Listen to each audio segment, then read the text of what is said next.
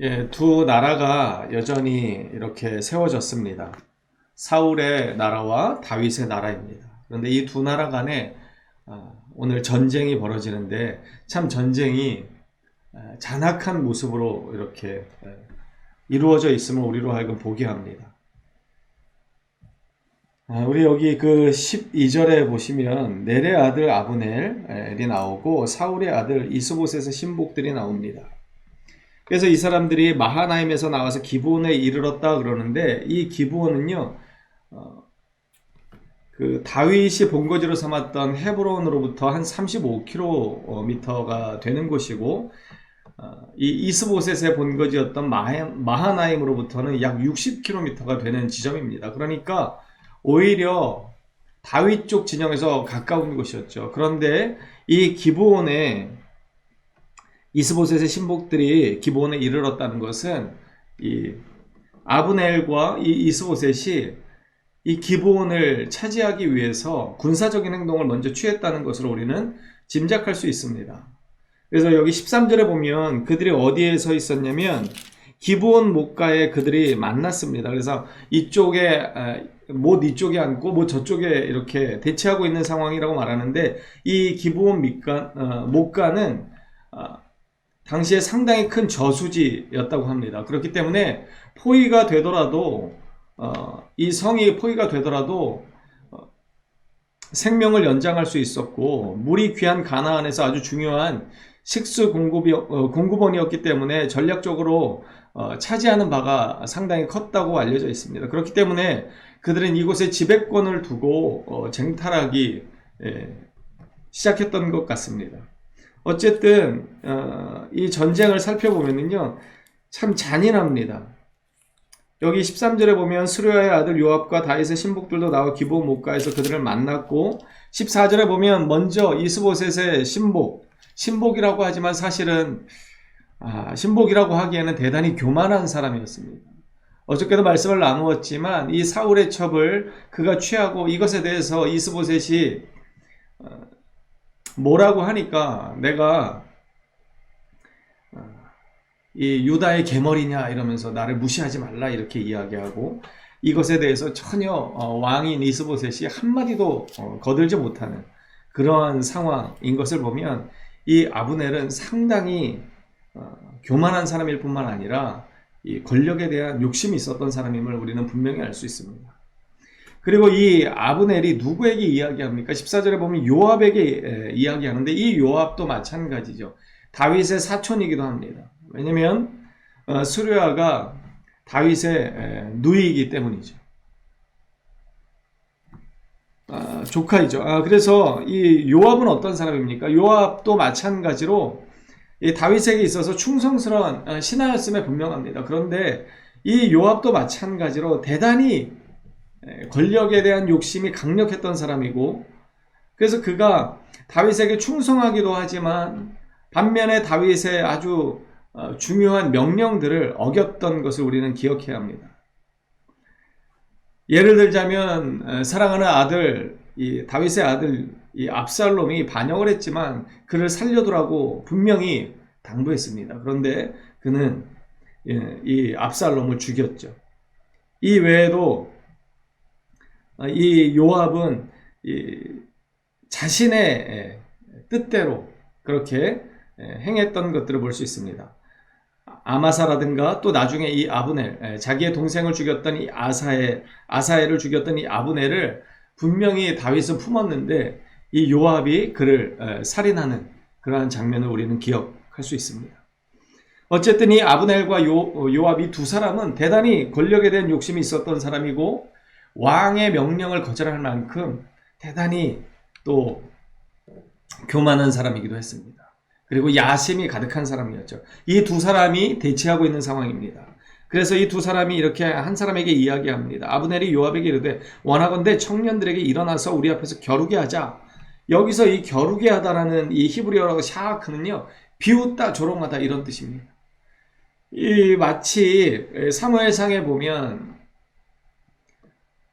블레셋의 장군 그 골리앗이 이스라엘 군대를 대단히 모욕했는데 그 모욕할 때가 바로 이 샤크입니다. 그때 골리앗이 했던 이야기가 무엇입니까? 나와서 나와 겨루어보자. 이렇게 조롱했던 것입니다.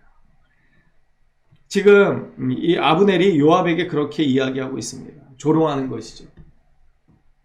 그러니까 이에 대해서 요압도 만만치 않은 사람이기 때문에 그것에 대해서 바로 반응을 합니다.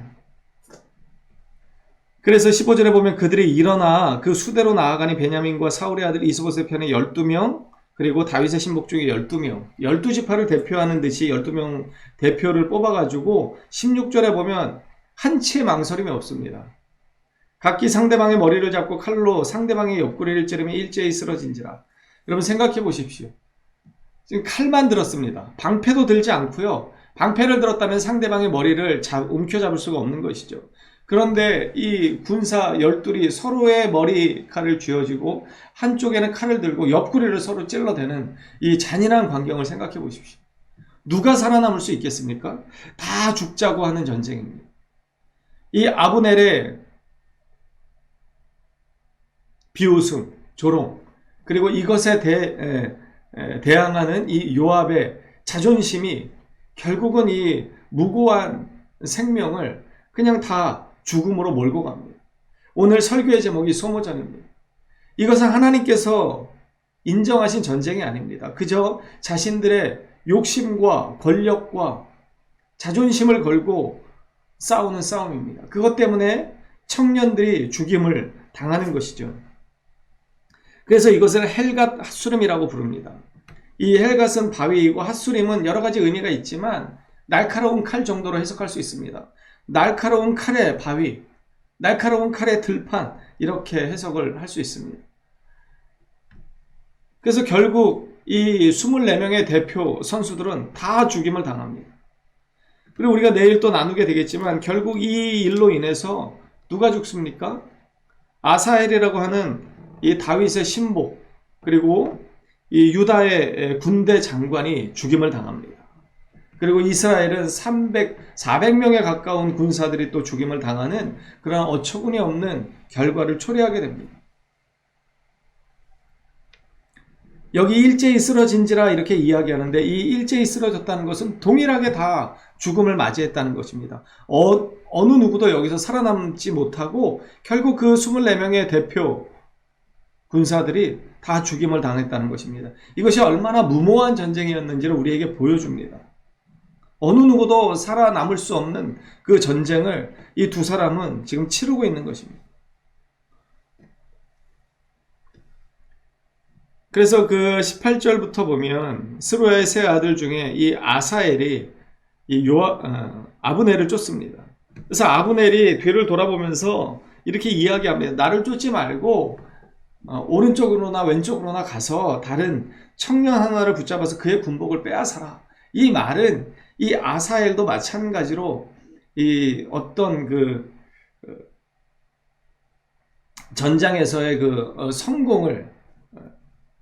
성공에 대한 욕심을 가지고 지금 아브넬의 욕심을 아브넬의 그 생명을 취하려고 했던 것임을 알 수 있습니다. 그렇기 때문에 아브넬이 방법을 제안하는 것이죠. 나를 죽였다라고 가서 얘기하면 될 것 아니냐. 다른 누군가의 그 갑옷을 벗겨가서 나를 죽였다고 이야기해라. 이렇게 다른 방법을 이야기하지만 아사엘은 전혀 그럴 생각이 없습니다. 그래서 22절에 보면 아브넬이 다시 아사엘에게 이르되 너는 나 쫓기를 그치라. 내가 너를 쳐서 땅에 엎드러지게 할 까닭이 무엇이냐. 나를 계속 쫓아온다면 내가 너를 죽여야 되는데 그럴 이유가 뭐가 있겠느냐. 이렇게 이야기합니다. 그러면서 내 형 요압을 대면하겠느냐. 어떻게 대면하겠느냐. 아무래도 이 두 사람은 양쪽 진영의 군대 장관이었기 때문에 서로 어느 정도는 알고 있었던 것입니다. 그리고 이렇게 특별히 요압을 이야기하는 이유는 나중에 결국 이 아사엘의 죽음 때문에 이 요압에 의해서 이 아브넬이 죽임을 당하죠. 그것을 염두에 둔 복선인 것 같기도 합니다.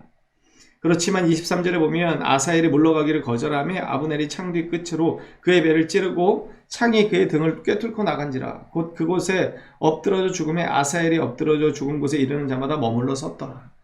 결국 유다의 그 아주 유능한 장관이었던 아사엘이 죽임을 당하고 이 상황이 어느 정도 종료됩니다. 24명의 젊은 청년 군사들이 다 죽임을 당하고 또 이스라엘의 군사들은 360명이 죽임을 당한 그런 어처구니 없는 이 전쟁을 우리는 보게 됩니다. 물론 기브온 목과 저수지를 차지하기 위한 전쟁이었다고 하지만 사실은 충분히 타협이 가능한 상황이었습니다. 그런데 그저 두 사람의 이 자존심 싸움 때문에 많은 사람들이 생명을 잃어버리는 것입니다.